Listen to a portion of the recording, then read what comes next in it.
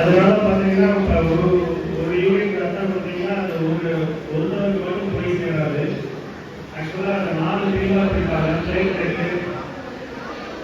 என்ன பிரிப்பாங்க, அதுக்கப்புறம் எஃப்எஃப்பி அப்படிப்பாங்க. மொத்தம் 4 பேருக்கு போய் சேரும்.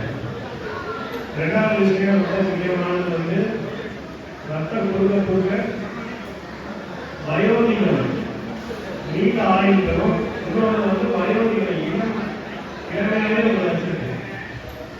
ஆக்சுவலாக இது சயின்டிஃபிக்கலி ப்ரூவ். நீங்கள் ரத்தம் கொடுக்க உடம்புக்கு தான் நல்லது.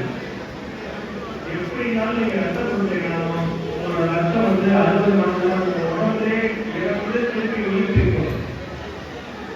அது ஆர்பிசியோட லைஃப் ஸ்பேன் சொல்லுவாங்க. அது மொத்தமாகவே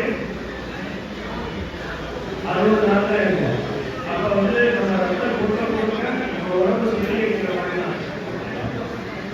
இன்னொன்று உடம்பு வலிமை தரும், உடம்பு எதிர்ப்புகள் கூடும், கேன்சர் வர விகிதம் கம்மியாகும், சுகர் பிரஷர் வரக்கூடிய விகிதம் கம்மியாகும். மெயினாக முக்கியமான சொன்னது இப்போ இளம் தலைமுறையில் வரக்கூடிய மாரடைப்பு விகிதம் ரொம்ப கம்மியாகுது.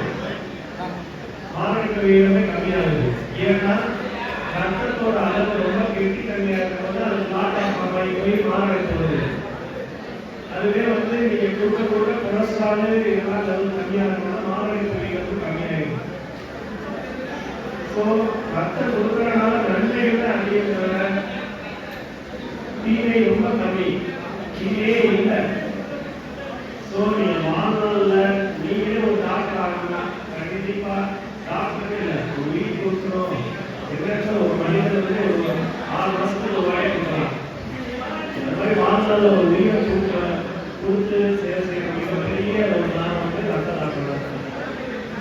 அதை வந்து வருஷம் 10வது வருஷமாக செஞ்சிருக்கிற இந்த அமைப்பு விளம்பர அமைப்புக்கு எங்கள் குளோபல் மிஷன் சார்பாக வாழ்த்துக்களை தெரிவிக்கிறேன்.